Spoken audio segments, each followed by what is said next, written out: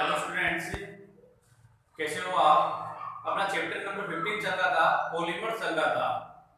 2-3 दिन से आपकी क्लासें नहीं हुई थी, स्वास्थ्य ठीक नहीं होने के कारण आपकी 2-3 दिन क्लासें नहीं हो पाई थी। तो आज से आपकी जो क्लासें हैं वो रेगुलर चलेगी। तो अपना जो टॉपिक चल रहा था वो चल रहा था पॉलीमर्स पढ़ रहे थे अपन। देखिए पॉलीमर्स में हमने पॉलीमर्स क्या होते हैं ये बता दिया था आपको, और इसके बाद में पॉलीमर्स का जो क्लासिफिकेशन था, बहुलक का वर्गीकरण जो है, ये टॉपिक भी अपने कंप्लीट पढ़ लिया था। तो आज हम इसमें जो बहुलक का वर्गीकरण है उसके आगे का जो टॉपिक है वो रहेगा योगात्मक बहुलकीकरण। देखिए योगात्मक बहुलकीकरण का अर्थ बताया था जब एकलक इकाइयां एक के बाद एक जुड़कर बिना किसी अणु का निष्कासन करते हुए बहुलक का निर्माण करती है, उसे योगात्मक बहुलक कहते हैं। और इसके बनने की पूरी प्रक्रिया का नाम होता है योगात्मक बहुलकीकरण होता है। तो ध्यान दीजिए, योगात्मक बहुलकीकरण क्या होता है? जब एकलक इकाइयां एक के बाद एक जुड़कर बिना किसी अणु का निष्कासन करते हुए बहुलक का निर्माण करती हैं, तो इसे योगात्मक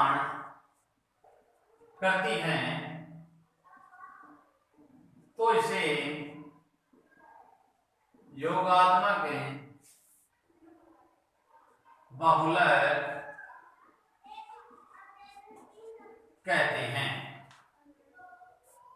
तथा इसके बनने की संपूर्ण प्रक्रिया योगात्मक बहुलकीकरण कहलाती है। तो ध्यान दें, जब एकलक इकाइयां एक के बाद एक जुड़कर बिना किसी अणु का निष्कासन करते हुए बहुलक का निर्माण करती हैं, तो इसे योगात्मक बहुलक कहते हैं। तथा इसके बनने की संपूर्ण प्रक्रिया योगात्मक बहुलकीकरण कहलाती है। अब ध्यान दें, योगात्मक बहुलकीकरण की जो प्रक्रिया है इसके अंदर जैसे ध्यान दें, एक मैंने लिखा एथीन। देखो एथीन होता है CH2 डबल बॉन्ड CH2 होता है, इसका नाम होता है एथीन। और यहां पर देखो मैंने लिखा एकलक, ये तो है एकलक, एक के बाद एक जुड़कर बिना किसी, यानी एकलक का तो अपने क्या लेंगे, बहुलक पे बहुत सारे, तो क्या लगा देंगे अपन, n लगा देंगे। इसका क्या करवा देंगे, बहुलकीकरण। तो देखो इसका बहुलकीकरण जब करवाया जाएगा तो बहुलक जो बनता है, तो देखो यहां पर देखो ये डबल बॉन्ड है, डबल का हो जाएगा सिंगल, तो ये लिखेंगे CH2 सिंगल बॉन्ड CH2, ये बहुलक के लिए। अब देखो कार्बन के बंध कितने होते हैं, 4, एक बंध इधर बना देंगे और एक बंध इधर, और ये है जो आगे लिखा है वो कहां लिख दिया जाएगा, नीचे, ये बन गया पॉलीथीन। तो हमने A3 से निर्माण कर दिया पॉलीथीन का। तो देखो यहाँ पर एकलक तो बहुत सारे जुड़ रहे हैं और इसमें किसी अणु का निष्कासन भी नहीं हुआ है, तो इस बहुलक को नाम क्या दिया है, योगात्मक बहुलकीकरण। तो डेफिनेशन ध्यान दे लें, दोबारा देख लो, जब एकलक इकाइयां एक के बाद एक जुड़कर बिना किसी अणु का निष्कासन करते हुए बहुलक का निर्माण करती हैं, तो इसे योगात्मक बहुलक कहते हैं। तथा इसके बनने की संपूर्ण प्रक्रिया योगात्मक बहुलकीकरण कहलाती है। Example for CH2 double bond CH2, और इसका बहुलकीकरण करवाया तो CH2। अब योगात्मक बहुलकीकरण की क्रिया विधि में हमारा जो एक टॉपिक दिया है उस टॉपिक का नाम है, इसकी क्रिया विधि को समझाया, मुक्त मूलक योगात्मक बहुलकीकरण। देखो मुक्त मूलक योगात्मक बहुलकीकरण क्या होता है, देखो किसी भी योगात्मक बहुलकीकरण में कोई भी आयनिक स्पीशीज बनती है उसमें मुक्त मूलक जनक से उसका निर्माण होता है। तो मुक्त मूलक योगात्मक बहुलकीकरण जो है इसकी क्रियाविधि जो है वो अपने 3 चरणों के अंदर आएगी। और इसके अंदर क्या पढ़ेंगे, मुक्त मूलक योगात्मक बहुलकीकरण में हमें एथीन से पॉलीथीन का निर्माण मुक्त मूलक योगात्मक बहुलकीकरण द्वारा समझाया गया है। एथीन से पॉलीथीन का निर्माण मुक्त मूलक योगात्मक बहुलकीकरण द्वारा समझाया गया है। इसमें देखो एक मुक्त मूलक जनक काम में लिया जाएगा मुक्त मूलक में, जिसका नाम है बेंजोइल पेरोक्साइड। तो थोड़ा सा ध्यान दो, देखो इसमें जो ये एथीन से पॉलीथीन का जो निर्माण है, हमने यहाँ पर जैसे ये रिएक्शन लिखी है, ये रिएक्शन कंप्लीट वापस लिखनी पड़ेगी।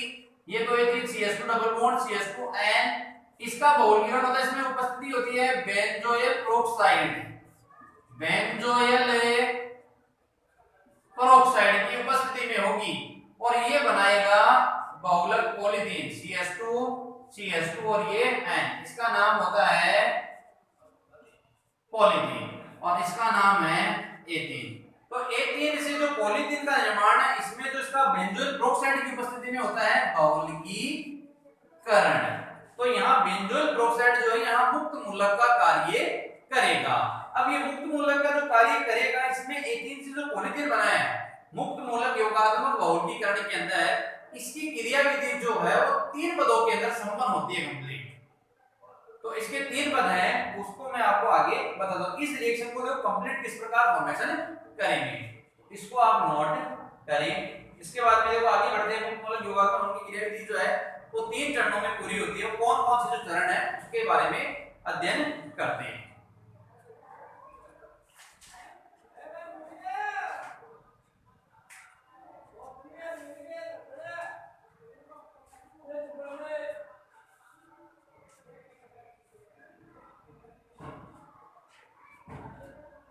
स्क्रीनशॉट भी ले सकते हो आप और उससे लिखने में आसानी है और काफी सिंपल टॉपिक भी है और मेहनत करनी है, रिएक्शन तैयार करनी है। सिंपल सी रिएक्शन है, CH2 double bond CH2 ethene का सूत्र है और एकलक N का मतलब बहुत सारे अपन ने एकलक ले लिए और एकलक तो N कहां लगा दिया नीचे और डबल का कर दिया बहुलक का निशान बना दिया अपन ने दोनों तरफ से। ठीक है, दोनों तरफ से ब्रैकेट लगाना पड़ेगा, ब्रैकेट के नीचे N लगाना पड़ेगा। तो देखो इसमें आगे बढ़ते हैं अपन अपने।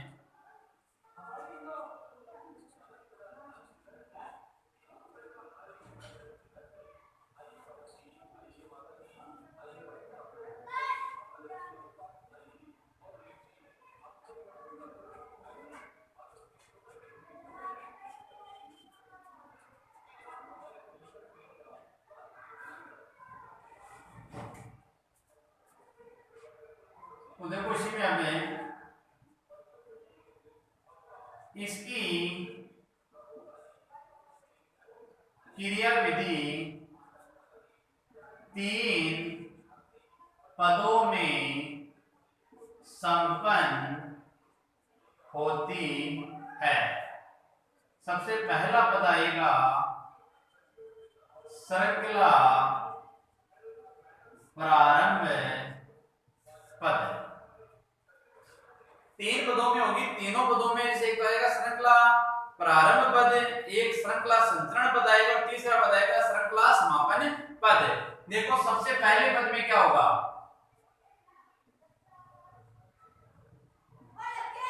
इस पद में बेंजोइल पेरोक्साइड का समान से विखंडन होता है जिससे फेनिल मुक्त मूलक बनता है। यह फेनिल मुक्त मूलक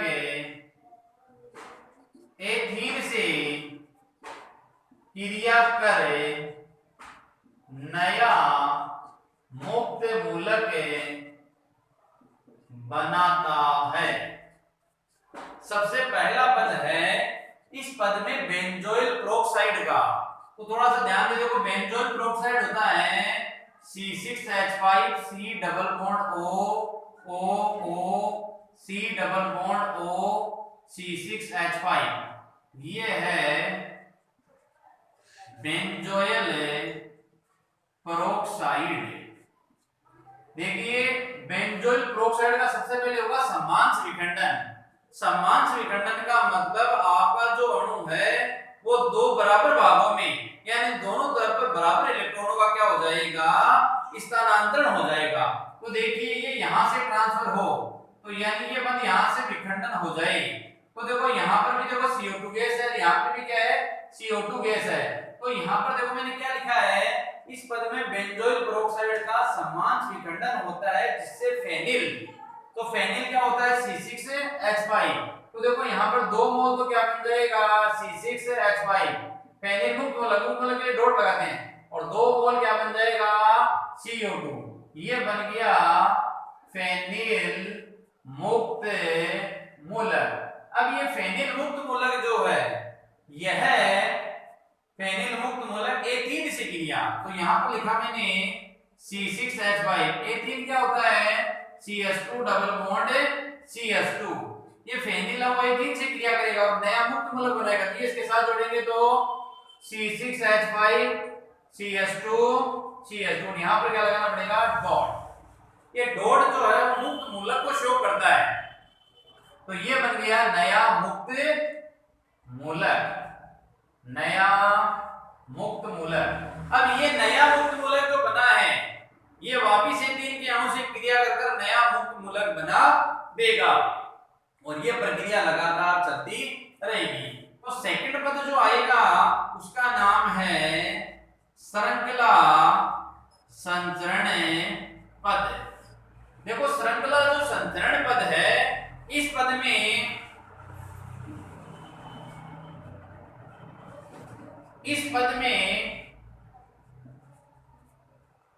नया मुक्त मूलक एथीन के अणु से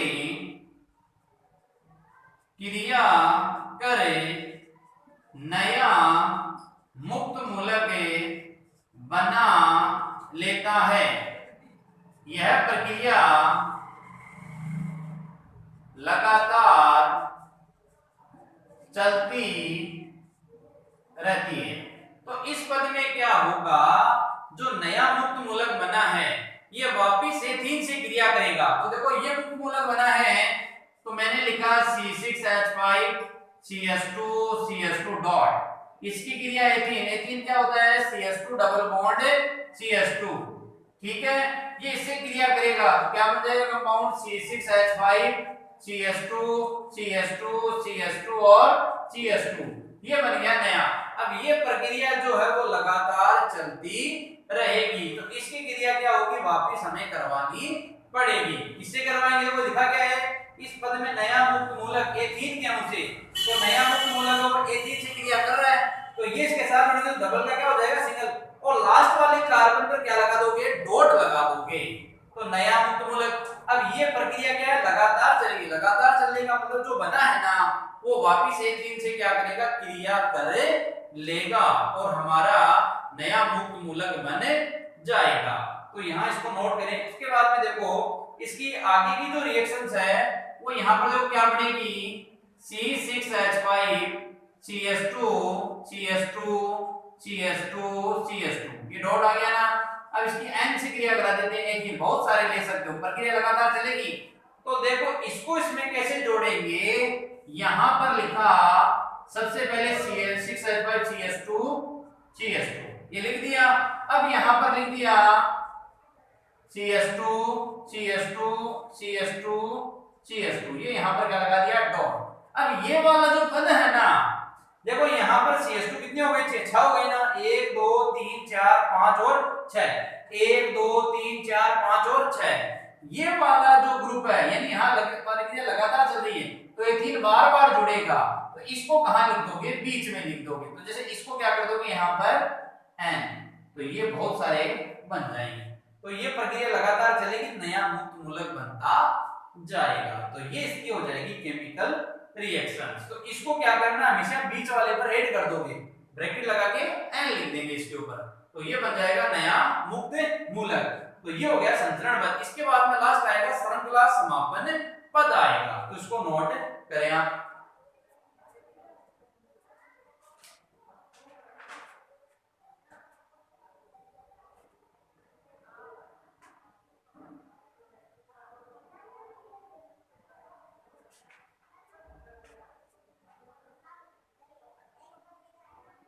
स्क्रीनशॉट भी ले सकते हो, अच्छे से नोट करेंगे, काफी इंपॉर्टेंट है, एग्जाम बोर्ड एग्जाम में भी क्वेश्चन इस बार आ सकता है, तो अच्छे से प्रिपेयर इसको करेंगे आप।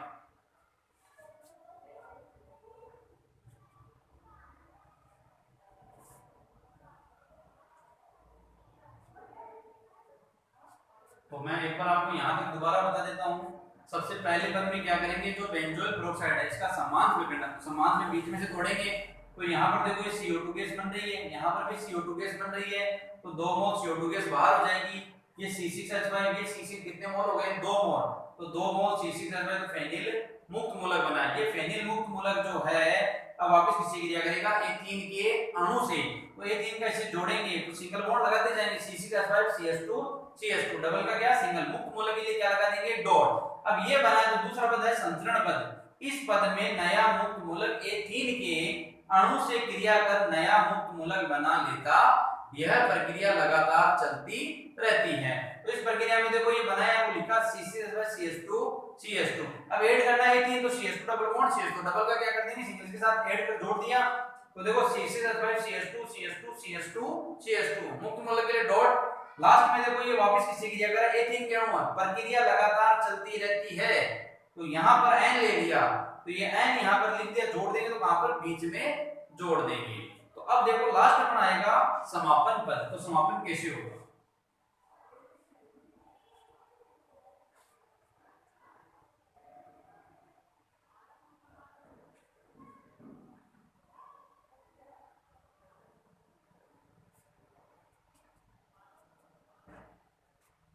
तो थर्ड पद है श्रृंखला समापन पद। देखो इस पद में लंबी श्रृंखला वाले मुक्त मूलक, इस पद में लंबी श्रृंखला वाले मुक्त मूलक युग्मन द्वारा जुड़कर नया उत्पाद बना लेते हैं। लास्ट पद में क्या होंगे, लंबी श्रृंखला वाले मुक्त मूलक। तो थोड़ा सा ध्यान दो, हमने अभी अभी लास्ट प्रोसीजर में ये बनाया था C6H5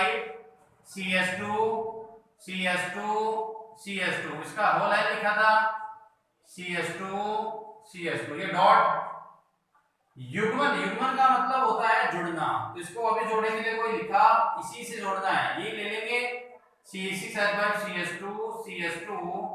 CH2 का N CH2 तो ये युग्मन द्वारा क्या हो जाएंगे, जुड़े जाएंगे और नया उत्पाद बना देंगे। तो यहाँ पर देखो इसको जोड़ने का तरीका क्या है, जो अभिक्रिया बनेगी, ये यहाँ से देखो पहले ये एचडी यहाँ से लेकर यहाँ तक कंप्लीट लिखोगे, C6H5